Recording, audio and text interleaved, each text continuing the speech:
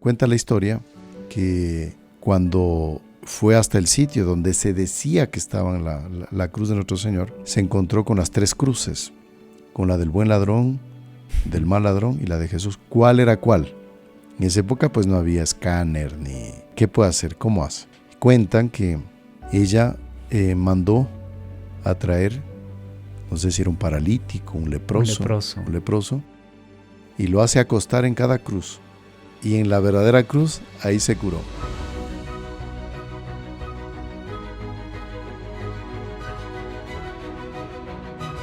Queridos amigos, salve María. Bienvenidos, les saluda el Padre Mauricio Galarza de los Caballeros de la Virgen, Heraldos del Evangelio. Iniciamos este podcast con un tema muy interesante. Estamos aquí acompañados del hermano Jonathan Saavedra para hablar un tema sobre la Cuaresma, que son las reliquias de la Pasión.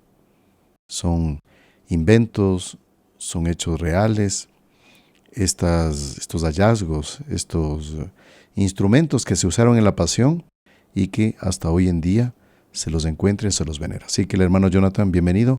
Salve María, Padre, ¿cómo está usted? Salve María a todos los que nos asisten por las diversas redes sociales y muchas gracias, Padre, por la invitación. Vamos a ver un tema súper interesante, muy a propósito de esta época que estamos por vivir en la Semana Santa, pero que también nos sirve para conocer también nuestra fe, ¿no? Y amar, y también tiene un lado histórico muy interesante. Así es, Padre. Sí, gracias a Dios vamos a iniciar este tema porque trae gracias. Las gracias de Cuaresma pues tienen estos temas propios, ¿no? Y vamos a pedir entonces la bendición a la Santísima Virgen, iniciando con un Ave María. En el nombre del Padre, y del Hijo, y del Espíritu Santo. Amén. Dios te salve María, llena eres de gracia, el Señor es contigo.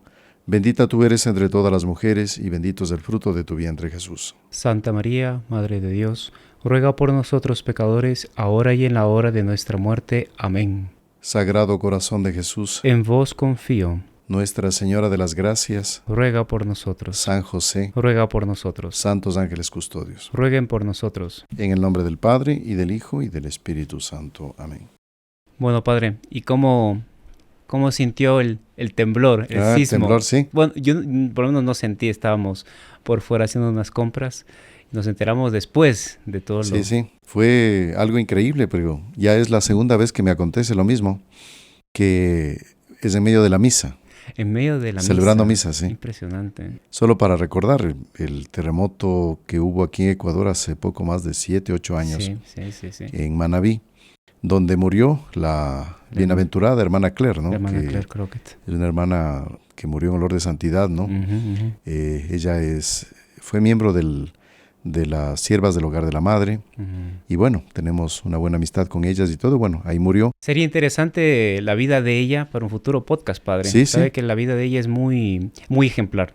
Sí, sería muy interesante tocar el tema, realmente valdría la pena. Y en esa ocasión, esa primera vez, estaba celebrando misa aquí en Quito, y justo en el momento de la elevación de la Sagrada Hostia, pues en ese momento, ahí vino el terremoto. Y estábamos... Ese fue terremoto, realmente fue terremoto. Claro. Y aquí se sintió mucho más fuerte que este último. Claro. Fue tremendo, las lámparas se movían y usted no sabe si eso aumenta, si disminuye, no sabe nada porque siempre es un misterio. Bueno, pero pues Monseñor John Cla, nuestro fundador, siempre nos ha indicado que pues Santísimo Sacramento, Santa Misa es lo más sagrado. Claro. Y bueno, ahí... Si le cae uno encima a la casa, pues... Hay que defender. Muramos defendiendo, digamos, consagrando la Sagrada Hostia y en gracia de Dios, pidiendo perdón a nuestros pecados, ¿no? Naturalmente. Sí. Y esta última también fue en la misa, no fue en el momento de la elevación, pero en el momento de intenciones que se colocaban ya entrada la misa, ¿no? Y bueno, curioso porque... se mueve la lámpara, empieza a temblar las puertas, bueno. Y le agradecemos también a los amigos que nos escribieron. Sí. Claro que acá por Quito estamos como que más para el norte, estamos que a 8 horas de distancia del epicentro, pero nuestros hermanos de Cuenca, que quedan bastante, queda al lado, donde que se cayeron casas, murieron algunas personas, ¿no? Contaba un hermano que era de Paraguay, que Paraguay no pasa nada de estas cosas, y estaba realmente, no panicado, pero estaba impresionado, porque me acuerdo haber pasado un sismo bien fuerte en Chile, en la noche. Y no estaba leyendo, no estaba durmiendo y es impresionante porque uno salía a las ventanas, todo se mueve, ¿no? Horrible, fuerte, fuertísimo.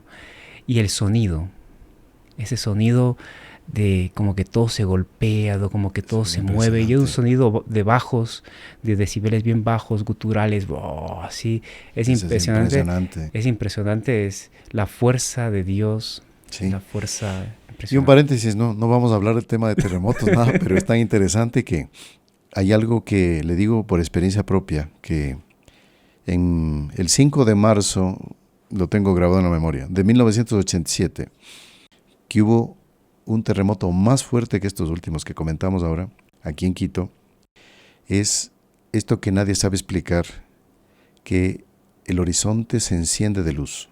Impresionante. Y eso yo lo vi. Claro, pensé al inicio que era un transformador que había explotado. Claro, luces que se van. Pero no.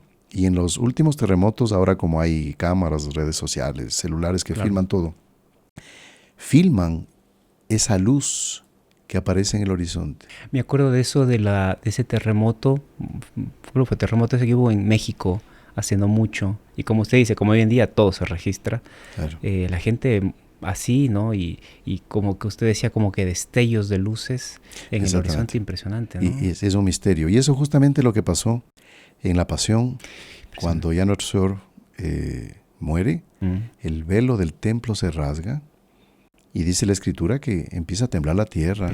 Hubo un fuerte terremoto. A las 3 de la tarde, que tenemos la tradición, ¿no? Que a la hora nuestro Señor entrega su espíritu, se oscurece. Imagínese el escenario, Padre, porque se queda todo negro. Seguramente Dios mandó, porque es una gracia, ¿no? Es el gran misterio de la redención, la muerte del hombre Dios. Mandó es una señal. Mandó una señal, pero haber mandado también una gracia sensible a las personas buenas y también a las no tan buenas, para decir algo grandioso pasó. Terremoto, oscuro. Contaba toda la leyenda, Catalina Emmerich decía que en ese momento se cayeron muchos templos de la zona, y dice que había un templo judaico, una sinagoga, donde que lamentablemente que no quedaba en Jerusalén, quedaba un poco a las afueras, y que abajo del lugar así donde que se hacía, no se ofrecía sacrificios, porque eso se hacía solamente en el templo, pero donde que se leía, donde que era el lugar sagrado de esa sinagoga, se derrumba, todo se cae. Y abajo de eso había un altar a Venus. Ahí está. Se cayó todo. Claro. Eso es señal mismo. Y justamente una de las reliquias de la Pasión, que esto es lo que queremos comentarles ahora, hay lugares hoy en día que abrigan reliquias extraordinarias y nosotros no sabemos, no conocemos. Y uno de estos es las columnas, que sostenían el velo que se rasgó.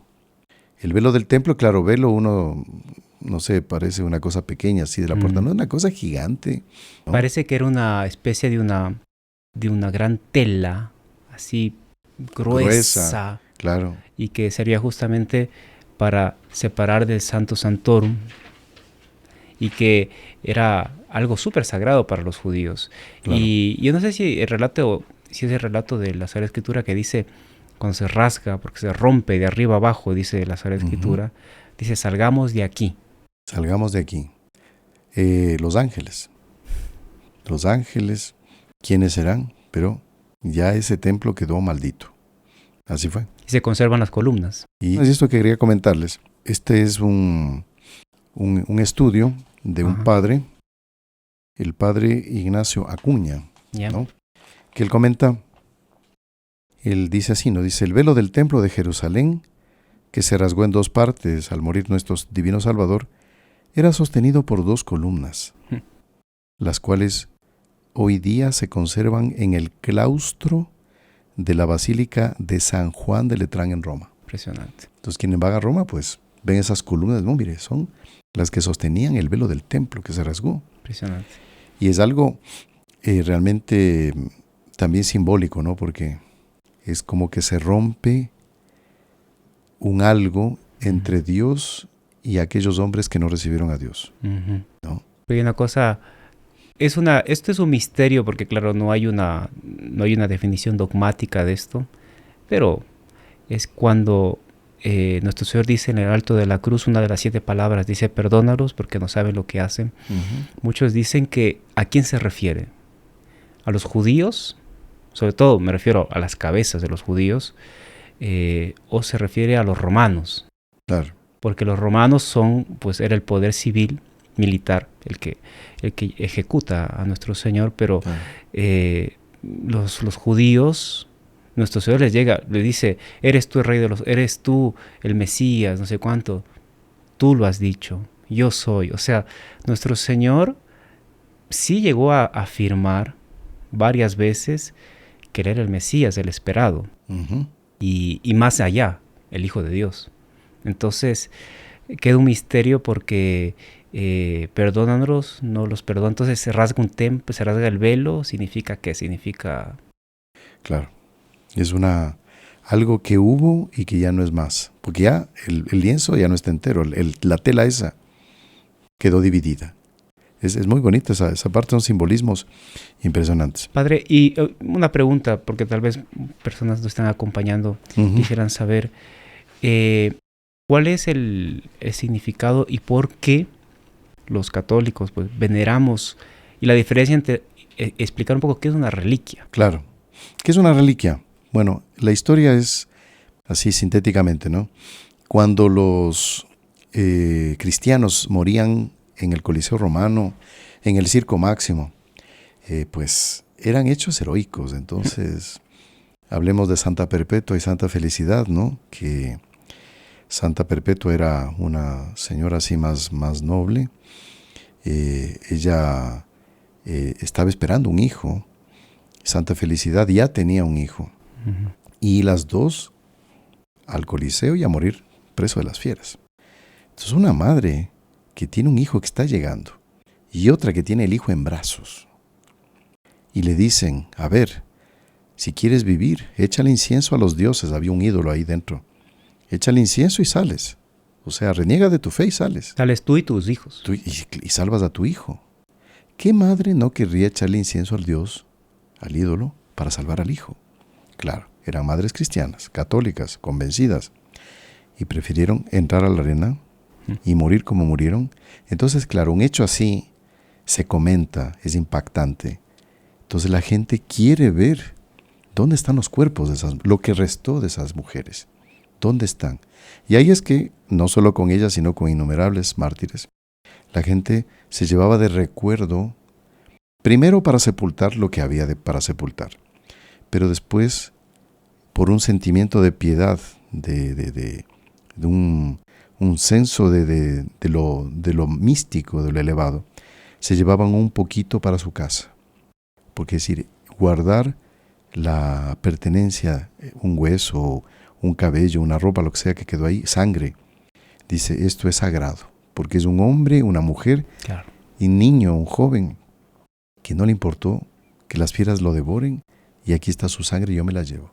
Y ahí está la diferencia entre las reliquias que comúnmente se conoce históricamente, no sé, tal piedra de Egipto, de no sé qué, una reliquia. Claro. Es una reliquia arqueológica, histórica. Claro. Pero la reliquia católica, la reliquia sagrada, es algo del santo. Claro. Y que a través de la oración a ese santo y esa proximidad, no sé. Exactamente. Después la iglesia con el tiempo regulamenta eso. Claro. Y ahí dice, mire, las pertenencias de tal santo canonizado es venerable. Y por esa razón la iglesia reglamentó el culto, la veneración de esas reliquias, y no solo de los que murieron en una arena, sino los que murieron después de un hospital, pero fueron santos, ¿no? Y fíjese, hay gente tonta que evidentemente es enemigo de la fe, que, fanatismo, eso es fanatismo, porque, ¿cómo se llama? Está bien. Cuando ese que dice que somos fanáticos, va a ver al fútbol, ¿no? Y se encuentra con el jugador favorito, el número 1 del mundo, Y ya pasa, que le pasan la gorra, que firme la gorra, se cambia la gorra, ¡ay, maravilla! Un pedazo de la camiseta, me dieron la camiseta. Entonces la gente... Sí, sí, claro. sí. A veces usted escucha, no entrar en ese tema, pero subastas. Sí, claro. Que es el lente, que es la hoja, pero mire, las cosas a veces más comunes, Claro, que son a miles y millones a veces de dólares claro, por tener aquí el cantante, actor, claro, ¿no? Entonces, eso de ahí es evidente desde un punto de vista meramente humano, que claro. tiene... Pero claro, para un católico, por ejemplo, eso que pasa con Don Bosco, padre, Ujú. que San Juan Bosco era un santo vivo y una luz que reflejaba, y él entraba en el oratorio y llegaba un momento en que cuando ya llegaba al otro lado del patio se daba cuenta que no tenía pedazos de su De la sotana. de la sotana, porque los chicos y a veces las mamás les mandaban a cortar Exactamente. para guardar un pedazo, una tela de... Exactamente. Y vea, este asunto de las reliquias es algo que ha existido en la iglesia de siempre, es una piedad. Y reliquias que hacen milagros. Hay casos en que el enfermo está a punto de morir, qué sé yo, le ponen una reliquia de un santo, se encomienda y el enfermo revive. Y esto que aconteció, esto lo contaba el doctor Plinio Correa de Oliveira, era impresionante. Él decía, por ejemplo, el santo cura de Ars. Santo cura de Ars tenía que cambiar sotana cada semana porque todo el mundo le pedaceaba la sotana y tenía unos cabellos a veces un poco largos con cada cabello bueno. Y un día él se había mandado a hacer un cuadrilátero de madera, ya que era como una especie de anda que tenía 2 varales adelante y atrás. Sí. Ver, adelante y atrás, ya.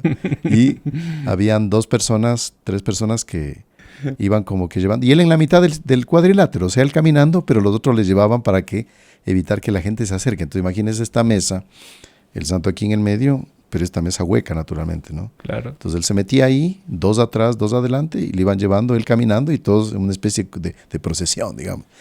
Bueno, entonces comentaba que ya pues nadie se acercaba, nadie le podía cortar la sotana. Y un día apareció un señor con una niña aquí en los hombros, ¿no? Y el señor trataba de hacer fuerza para llegar lo más próximo del varal, del filo, ¿no? Y ahí la niña le dice, papi, ahora. Y ahí el papá se inclina, la niña estaba arriba, saca una tijera y ¡shac! Y le corta los cabellos al santo. Qué bárbaro. Y se lo lleva en triunfo, así. Bueno, el pobre santo, y después ahí no sé cómo haría para arreglársela. Y hay también un alma de Dios. Y él no decía nada. Un cordero. Pero bueno, ese es el sentimiento popular, la gente. Exactamente. Es el Espíritu Santo que va inspirando esas cosas. Exactamente. Tal vez hay cosas muy exageradas, tal vez medio claro, a veces pero evidente bueno. Una persona que se deja llevar solamente por el entusiasmo y el amor es como Santa María Magdalena, que va al sepulcro con aceites para ungir el cuerpo del Señor y ni se le ocurrió por la cabeza que tenía una piedra que pesaba ni sé cuánto, pero es el amor que le empuja, y para el amor nada es exagero.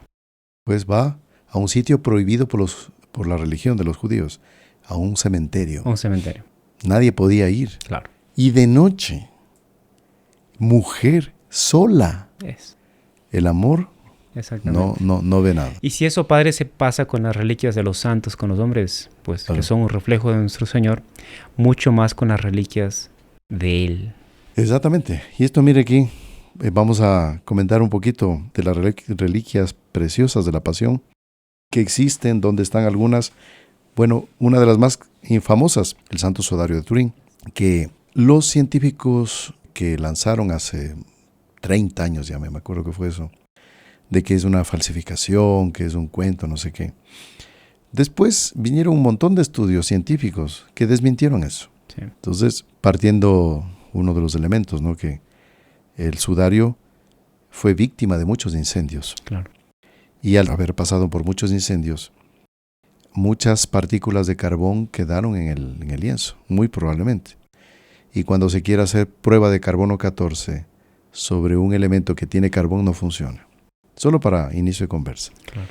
Me acuerdo que de uno de los últimos estudios de la NASA, que bueno, ya más próximo a nuestros días, era justamente que el Santo Sudario tenía algo de la Virgen de Guadalupe, ¿no?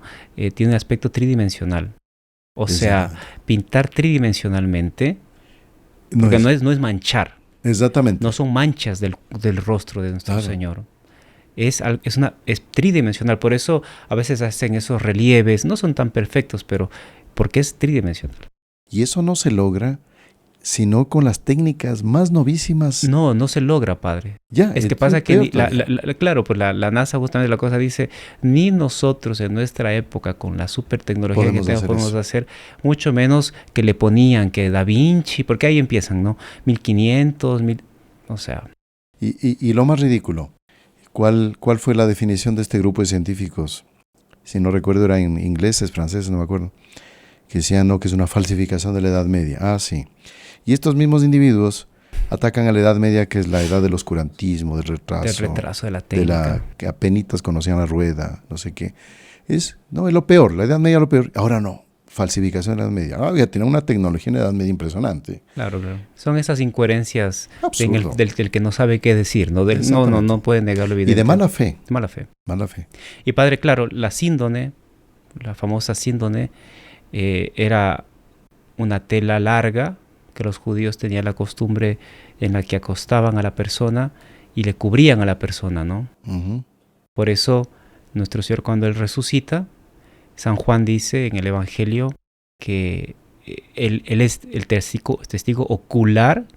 Él entra y ven los paños y la síndone doblada. Uh-huh. O sea, no podían haber robado el cuerpo. Porque usted para robar, ¿qué hace? Tira el cuerpo y bota todo. Exactamente. Entonces, dobladita. Qué bonito, nuestro Señor ordenado, organizado. Y en esta síndone larga queda el rostro de nuestro Señor. Sí, claro. No, son cosas impresionantes que se descubre. No vamos a tocar el tema, sería para un podcast específico hacerlo de Santo Sudario. Y de cada uno, ¿no? Pero esta reliquia está en Turín, es la más famosa, conocida. Famosísima. Tiene este hecho impresionante que cuando antes de que hayan las cámaras digitales, pues habían las cámaras de rollo, ¿no? Que había que revelarlas y todo. Entonces habían los que recuerdan eso, pues los más chicos tal vez no sepan, pero las fotografías que vemos, las que se ponen en la pared, tenemos encima de un escritorio, esta parte se llama el positivo. Y existía el negativo. Y el negativo, a partir del cual se sacaba el positivo y salía la fotografía, después de todo un proceso, el negativo siempre era opaco y siempre era una figura de trazos apenas, de una sombra de lo que era realmente lo que iba a salir, claro. Lo más nítido que la fotografía ya tal cual. Pero en el negativo es que aparece fotografiando el Santo Sudario. En el negativo es que aparece más nítido que en el positivo. O sea, al revés. Eso no se consigue con ninguna técnica. No. Y solo acontece con ese síndone, con la tela del sudario. Con ninguna otra objeto del mundo no sucede. Y es impresionante, usted ve la foto, ¿no? Una foto de así en negativo, ¿no? El rostro de nuestro Señor es lindísimo. Es increíble. Es lindísimo. Ya está muerto, ¿no? Sí. Pero es de una majestad, de una... Sí. Es conmovedor, ¿no? Es conmovedor, es bonito. Y después un hecho bonito que el doctor Plinio comentaba, el doctor Plinio decía que él está en esta posición, ¿no? Con una mano empuñando de aquí en la muñeca, así, ¿no? Sí. Está así. Y decía, esa es la posición de la perfecta obediencia. Qué bonito. Dice, es la posición de quien obedece. Él fue hasta la muerte obediente hasta la muerte. Obediente al Padre. Qué bonito. Qué bonito, lindo. Bueno, otra de las reliquias que también quería comentarles, hay varias, ¿no? Claro. Que son muy interesantes, es la mesa de la última cena. Imagínense tener, no sé, celebrar una misa en la mesa donde hubo la última cena. ¿Cuántas gracias y bendiciones no habrá ahí? Entonces, ¿esta mesa dónde se conserva? Dice, donde él celebró la última cena e instituyó en la Sagrada Eucaristía, se conserva en la Basílica de San Juan, ahí en Roma. Está ahí la mesa de la última cena. También hay un plato de la última cena que se conserva, dice la Santa Iglesia de Génova. En Génova. En Génova. Debe ser allá. Ujú. Bueno, así tenemos... Claro, son reliquias poquísimo conocidas, ¿no? Muy poco Impresionante, conocidas, ¿verdad? claro. Ujú. Después viene un poco el asunto de los críticos, ¿no? Que, a ver, demuéstrame que ese plato no sé qué. A ver, claro, documentos, así como tenemos ahora que tomarle la foto enseguida a la persona con un celular, grabarle. O como decían algunos por ahí, infelizmente hasta sacerdotes católicos, y bien graduados, ¿no? No sé dónde se graduarían, pero bien graduados, que dicen que la Biblia, ¿quién dice que lo de la Biblia es verdad? Porque en esa época no había grabadoras. Claro, eso es. Entonces, es tan absurdo eso. Entonces hay cosas de la fe que vienen con la tradición. Y muchos de estas reliquias tienen documentos históricos que narran y muestran que son verdaderos, ¿no? Claro. Después, padre, entra a lo siguiente, que cuando es del otro lado, o sea, un hecho histórico de un famoso o de cosas meramente, digamos, profanas, nadie investiga en la línea de, creen inmediatamente. Claro. Pero las cosas de la fe, eso siempre son inmediatamente cuestionadas, puestas de no sé qué. Me acuerdo un documental que claro, es tan absurdo que no sé si tuvo, que era, encontramos la tumba de Jesús y los restos mortales y la no sé qué. Era todo tan absurdo y era sin comprobación. Y mucha gente cree. Sí. Vea, hace años, décadas, había una revista que se llamaba Duda. Entonces, claro, vivía ¿qué le digo? Del chisme. Es una revista sensacionalista, ¿ya? Entonces, en una portada de la revista, y claro, mucha gente compraba porque eran temas así de estos, ¿no? Entonces aparecía en la portada de la revista un tipo así, un tipo barbado así, ¿no? Dice, fulano et tal, el descendiente de Jesús. ¿De dónde sacan que me entiende? O sea, ahí ya decía que en el fondo que Jesús fue un hombre cualquiera y tuvo descendencia, absurdo. La prensa amarillista, digamos. Amarillista. ¿No? Entonces ahí sí, como usted dice, la gente, ahí sí no, eso sí creo. Y para el católico que no tiene su fe firme, claro. Duda. Duda, sí. Y vea, hablando de la duda, esto es importante. Si ustedes analizan y observen, hagan un estudio, si es nítido. Siempre que empieza Cuaresma o Adviento, Navidad, enseguida salen los programas justamente de estos temas, para criticar la fe, para poner en duda, ¿será que Jesús existió? Ahí aparecen los Discoveries no sé cuánto, diciendo que no, que hay un estudio ultimísimo que dice que aquí está la tumba de María Santísima. No, ahí no dice la Santísima, no, está la tumba de María y la de José. ¡Oh! Todo el mundo impresionante. Y es justamente para que la Cuaresma, Semana Santa, ya tenga menos carácter de creencia y fe de mucha gente. Y después se comprueba que son payasadas. Claro, pero justamente el católico que no está continuamente alimentando su fe, inmediatamente, por lo menos queda en terreno movedizo, como que entra la duda. Claro. Y curioso, ya como que conocen la idea ya creyendo. Sí, o sea, sí. como que están ya con la predisposición a creer. Claro. Y las cosas que a veces de la fe y buenas y sanas, duda. Exactamente. Así que, ojo, tengan cuidado en esta Cuaresma, los cómics, todo lo que empieza a aparecer en internet, dudas de la fe, ¿no? Los católicos, sé que el Santo Sudario es cuento, bueno, ahí sale de todo, ¿no? Sí. Así que, ojo. Bueno, tenemos también el cáliz.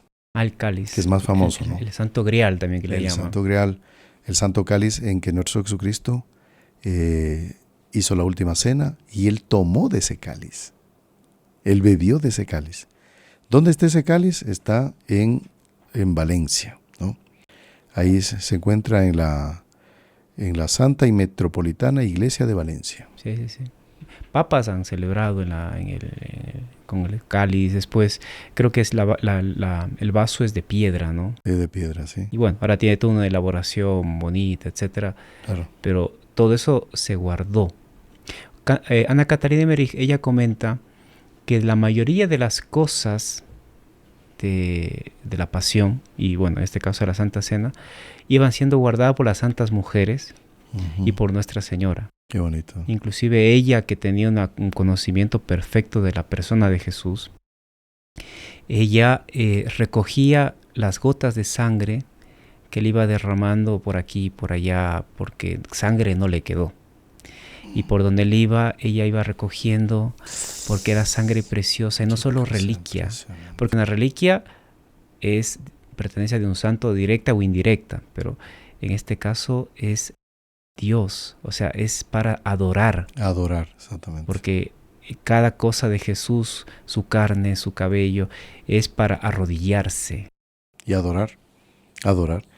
Decía Monseñor John Cla que un cabello de nuestro Señor, si usted lo ponía en una teca, en un relicario, una teca que también se le llama, usted puede adorar ese cabello. Claro. Es un cabello divino. ¿Cómo? ¿Sí? Hombre Dios. Hombre Dios. Entonces, todo en él adorable. Y bueno, el cáliz, imagínense, donde él transformó esa agua en su preciosísima sangre, y bebió y bebieron todos los apóstoles que estaban ahí, pues ese cáliz se conserva allá en Valencia. Entonces vale la pena, ¿no?, para quienes tengan oportunidad, están allá o quieren viajar, pues visitar este lugar. Así es. Todavía se conserva el lugar del Huerto de los Olivos, donde está nuestro Señor Jesucristo, y que tiene una historia muy bonita, ¿no?, para comentarles, ¿no? Está siendo custodiado hasta ahora por los franciscanos. Eso es muy bonito, ¿no?, porque en el mismo sitio donde nuestro Señor, él oró, rezó, y fue consolado, ¿no?, por un ángel que le trajo una bebida misteriosa, ¿no? Sí. Ahí se conserva todavía este sitio, este lugar.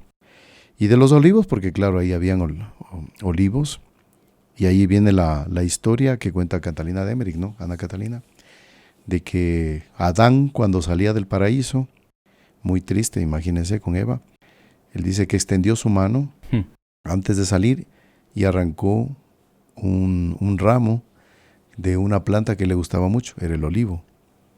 Y cuando él llegó a la tierra donde él se asentó, que era el huerto de los olivos, ahí plantó ese olivo. Entonces este olivo creció siglos, y comenta Ana Catalina que de ese olivo del paraíso, que ya pasaron siglos, creció ahí, de ese árbol fue que sacaron la madera para la cruz de nuestro Señor. Me pareció muy bonito. Entonces este lugar es custodiado por los franciscanos. También tenemos las cuerdas con que fue atado a nuestro Jesucristo. Imagínense esas cuerdas que lo ataron, ¿no? Seguramente debe haber sangre en esas cuerdas. Claro. Un pedazo importante, dice aquí, se conserva en España, en la Basílica del Escorial.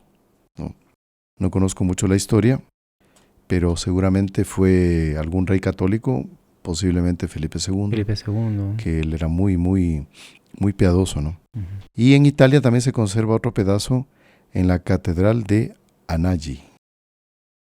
Bueno, tenemos también otro lugar importante en Roma. Tuvimos la gracia de estar ahí hace más de 20 años, cuando San Juan Pablo II nos recibió en Roma para la aprobación pontificia que recibimos en aquel entonces, la primera parte de los heraldos, que era la parte laical. Monseñor John Cla, en esa época que no era sacerdote, claro, pues estuvo presente como cabeza, dirigente y todo. Y ahí pudimos, en esa oportunidad, esa gracia que tuvimos de estar visitando ya los lugares santos en Roma, de visitar la Escalera Santa. Y realmente es impresionante. La iglesia lleva ese nombre, la iglesia de la Escalera Santa. De la Escada Santa. Claro, todo el mundo va en espíritu de penitencia, de peregrinación. Y son unas, de lo que recuerdo, más o menos unas 30 escalones que están. Claro, la escalera es de piedra, solo que fue recubierta con tablas de madera, tablones de madera bonitos, y en determinados momentos uno mira en el suelo, hay unos círculos con un cristal, y desde ahí se ve la sangre de nuestro Señor. Impresionante. Que derramó ahí. Entonces uno puede ver ahí, mirar, y ahí se ve la huella de la sangre. Claro, porque una de las apasionadas de las reliquias era Santa Elena. Ujú. Y Santa Elena, ella trajo muchísimas reliquias. Claro. Imagínense el trabajo de traerse una escalera de piedra completamente. No, lo que debe haber sido eso. Y mire, y discúlpeme para todos los varones aquí, que pues, en fin, pero eso es amor de una mujer santa. Un varón, ¿usted qué va a traerme la escalera? Ni? No, no.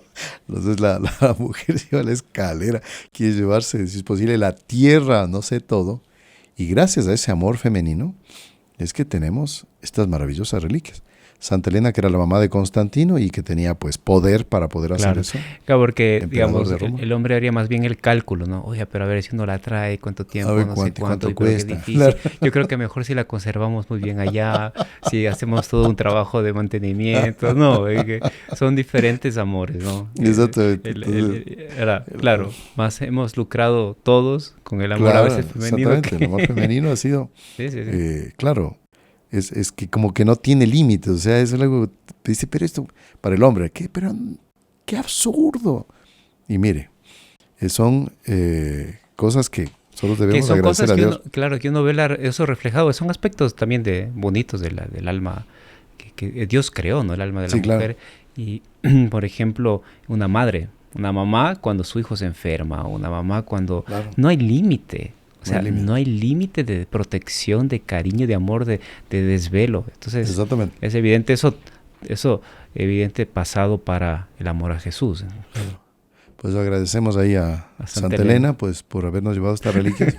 Y es bonito que la gente toda sube de rodillas, De rodillas, ¿no? Se sube de rodillas, se reza y no, o sea, es súper bendecido.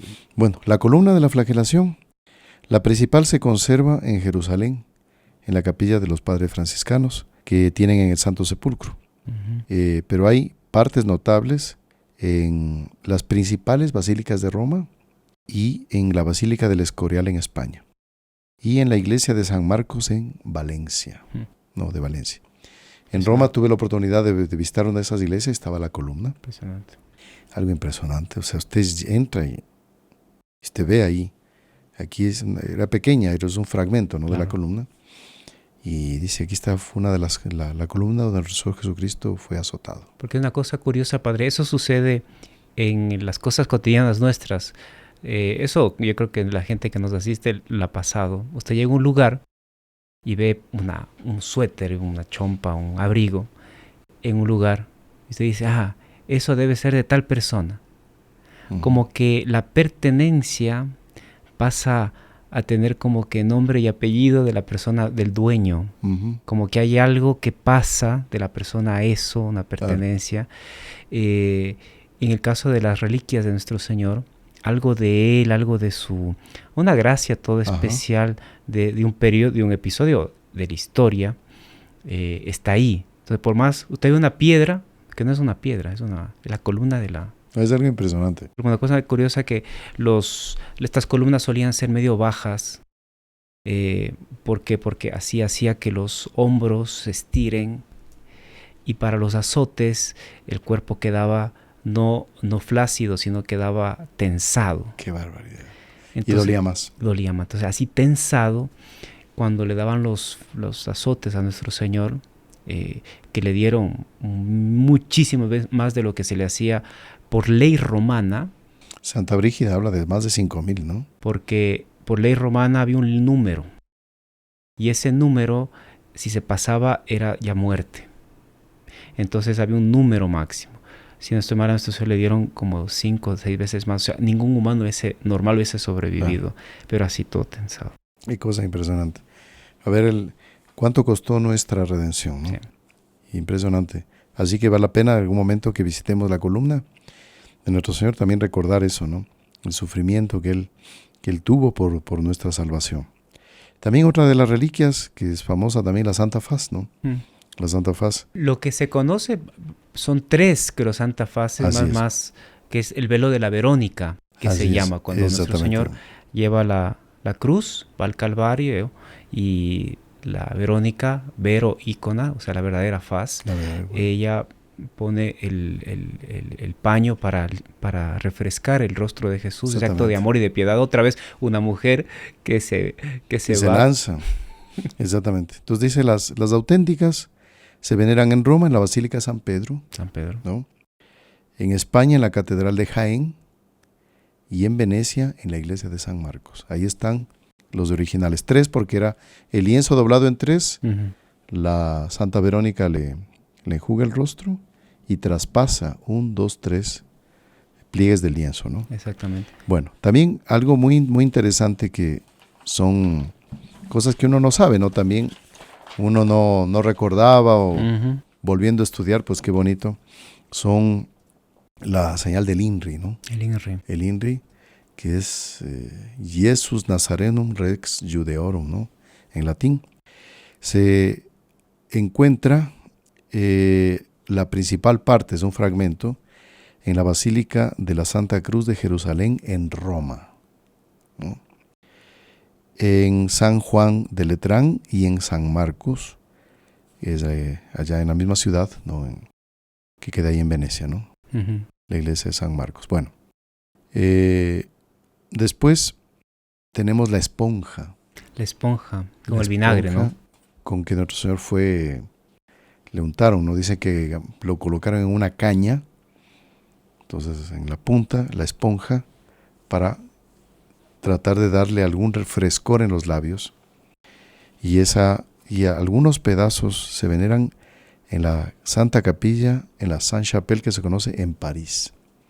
Y esto es muy bonito en París, por la fe de San Luis, rey de Francia, San Luis IX, llegaron estas reliquias hermosas, así como también, y esto es impresionante, la corona de espinas. La corona de espinas, cosa increíble. La corona de espinas, tuvimos la gracia de estar también ahí y ver, está en un recipiente, como digamos una ampolla así, de vidrio, así, una ampolla de vidrio, de cristal, que le circunda la corona, y está sin las espinas, porque las espinas fueron repartidas como reliquias a distintos lugares, pero ahí está la corona y es impresionante. Hay un detalle que cuenta Ana Catarina Emmerich de la corona de espinas, que ella dice que estos soldados, ¿no?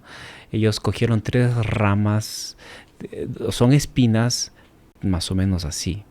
Yo tuve la gracia también, padre, de ver una espina de la corona de espinas. ¿En qué lugar?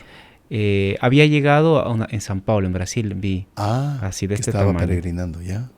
Y así impresionante. Y bueno, cogieron 3 retamas, hicieron, no es una coronita, es un casco, ¿ya? Y eso tanto así que en el Santo Sudario, una de las cosas que se analiza es que es en toda la cabeza. Bueno, y ellos a propósito pusieron las partes más espinosas para adentro, le pusieron en la cabeza de nuestro Señor y le amarraron con cuerdas, hicieron presión. O sea, no la asentaron, le pusieron y con cuerdas hicieron presión. Por eso hay una está en la síndone, que hay una que aparece aquí, ¿no? que cruzó de aquí y salió acá al párpado. Sí. Pero todo eso entró, y ese casco, que era un casco gigante de espinas, ellos no lo pusieron con delicadeza. Estaba medio borracho, estaba medio endemoniados. Y con cuerdas, me impresionó eso, que con cuerdas ajustaron para que no ceda. Qué barbaridad, qué horror, qué horror. Sí, es impresionante, y es bueno meditar esto en esta Semana Santa, lo que nuestro Señor sufrió, etcétera, porque eso nos ayuda para cambiar nuestra vida, mejorar, ¿no? Acercarnos más a Dios.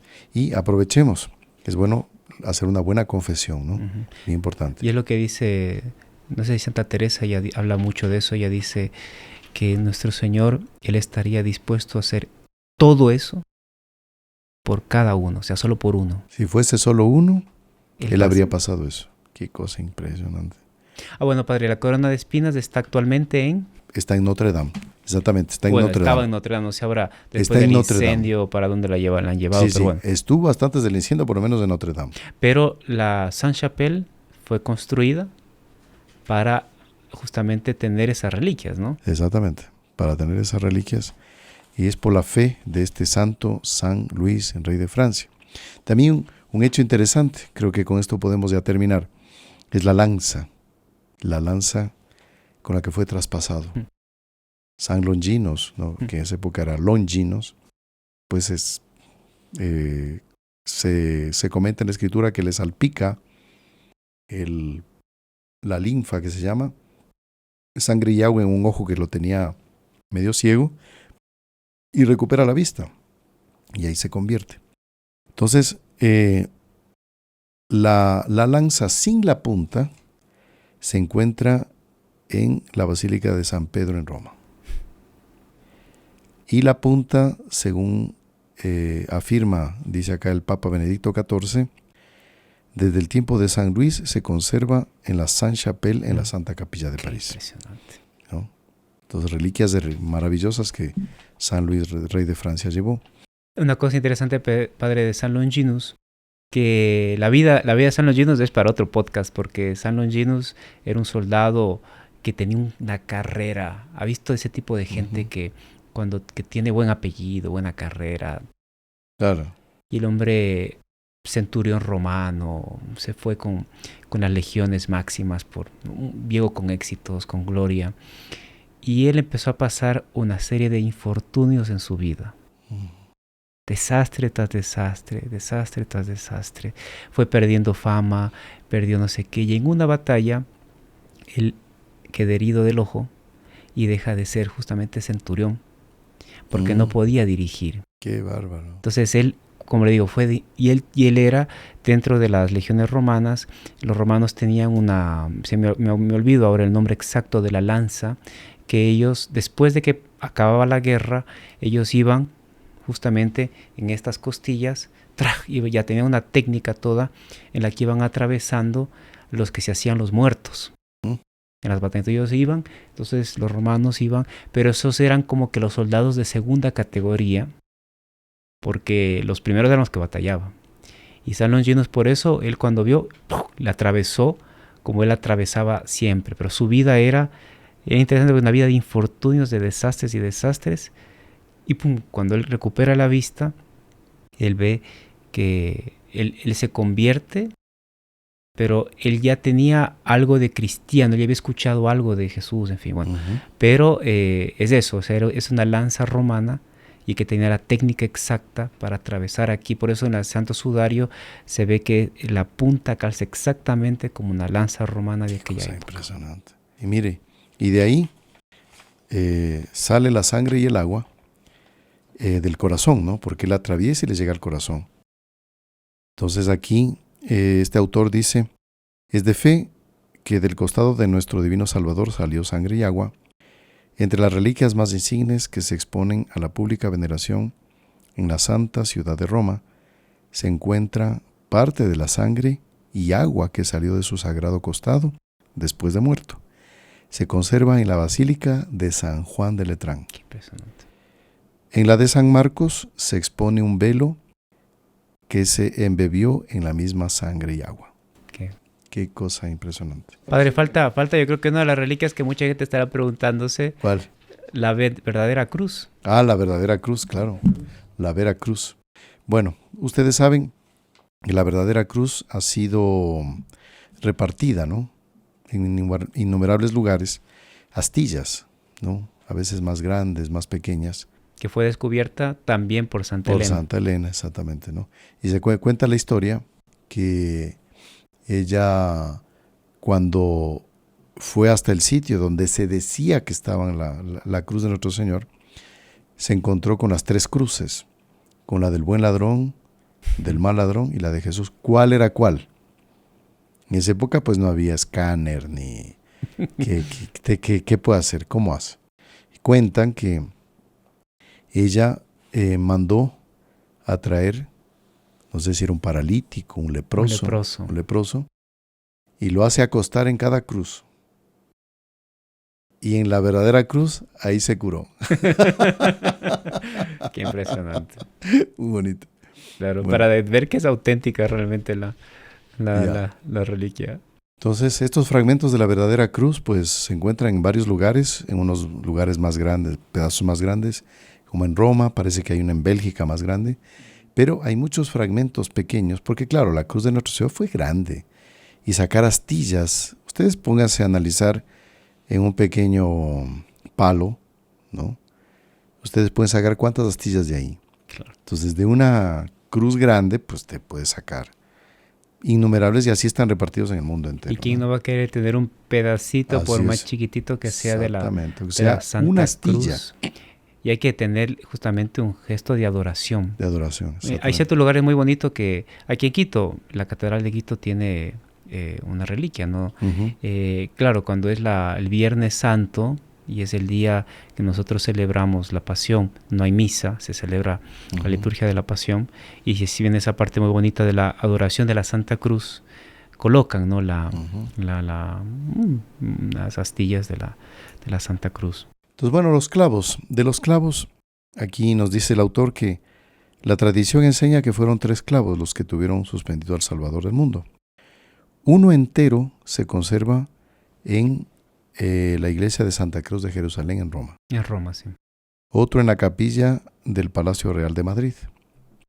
Y otro se ha distribuido en diversas iglesias de la cristiandad. Entonces, ahí está el clavo del más grande, que dice que está entero en Roma. Y curioso que los clavos no eran chiquititos, ni cuando le pusieron a estos eran desinfectados y redonditos y puntiagudos. Eran una cosa... Una cosa gigantes, son gigantes y bueno. Y a nuestro Señor le crucifican aquí, en esta parte de aquí. Por eso en el Santo Sudario justamente está así y recogido un dedo, porque por aquí pasa un tendón. Un tendón que recoge los dedos. Por eso parece que tuviese 4 dedos el Santo Sudario, pero no es porque aquí, y uno que atraviesa los pies. Las piernas, digamos. Qué cosa impresionante. Impresionante. Padre, hay una pregunta que tenemos el periodo de preguntas, claro. Y antes de las oraciones, que nos hace una pregunta una señora de Bogotá, de Colombia, la señora Cecilia, ella nos dice: Padre, ¿cómo hacer para vivir bien la Semana Santa? Porque a veces yo veo gente que, bueno, Semana Santa, vámonos de vacaciones, o cómo hacer para vivir como un católico debe vivir bien su Semana Santa. Sí, fíjense, hablemos un poquito así atrás, muy sintético. La cuaresma son 40 días, ¿no? En la Edad Media, toda la gente ayunaba, hacía abstinencia 40 días. Era bonito, o sea, hacía unas penitencias. No, después de eso se fue reglamentando, etcétera, etcétera. De ahí viene el asunto del carnaval, ¿no? Carne vale la carne porque hasta ese miércoles, hasta la víspera del miércoles ceniza, se podía comer carne. Y el resto, adiós. Hasta que venga la resurrección. Bueno, eso se fue reglamentando, etcétera. Pero antes había un espíritu mucho más profundo y más serio respecto de lo que es la cuaresma y la pasión. Entonces, si la iglesia ahora nos pide que esa Semana Santa recordemos este misterio de la redención, de la pasión de nuestro Señor, pues ¿qué cuesta en esa semana dedicarnos más a la oración? Claro, algunos trabajan, muchos trabajan infelizmente. Hay algunos lugares que le llaman a la Semana Santa la Semana del Turismo, lamentablemente, y en países supuestamente cristianos o católicos. Entonces uno tiene que hacer todo lo posible para en esa semana aumentar la oración, la meditación, el recogimiento. La confesión, hacer examen de conciencia, ver en qué cosas he fallado, en qué puedo mejorar, cómo está mi oración, cómo está mi frecuencia de los sacramentos, etcétera, etcétera, etcétera. Y si estuviéramos en países realmente católicos, en esa semana, que hay vacación en algunos lugares porque ya la costumbre, pero esa vacación no es vacación para irme a divertir. Es recogerme, ya que haya vacación, sí, pero para recogerme y aumentar mi vida de piedad. Exactamente. Así se debería, celebrar esa Semana Santa, ¿no? Y recordar que las fiestas litúrgicas no son solamente un recordar como uno recuerda el cumpleaños de alguien, sino se celebra y Dios manda las gracias, las mismas gracias, en este caso de la pasión de nuestro Señor. Es revivir eso. Revivir. Exactamente. Muy bien, vamos entonces a terminar con un Padre Nuestro y un Ave María, este podcast. En el nombre del Padre, y del Hijo, y del Espíritu Santo. Amén. Padre nuestro que estás en el cielo, santificado sea tu nombre. Venga a nosotros tu reino, hágase tu voluntad en la tierra como en el cielo. Danos hoy nuestro pan de cada día. Perdona nuestras ofensas como también nosotros perdonamos a los que nos ofenden. No nos dejes caer en la tentación y líbranos del mal. Amén. Dios te salve María, llena eres de gracia, el Señor es contigo. Bendita tú eres entre todas las mujeres y bendito es el fruto de tu vientre, Jesús. Santa María, Madre de Dios, ruega por nosotros pecadores, ahora y en la hora de nuestra muerte. Amén. Vamos a darles la bendición. El Señor esté con ustedes. Y con tu espíritu. Y la bendición de Dios Todopoderoso, Padre, Hijo y Espíritu Santo, descienda sobre ustedes y permanezca para siempre. Amén. Ha sido una alegría muy grande haber estado con ustedes. Les esperamos para el próximo podcast, el podcast de los Heraldos. Y no se olviden también de rezar por nosotros. Salve María. Salve María a todos.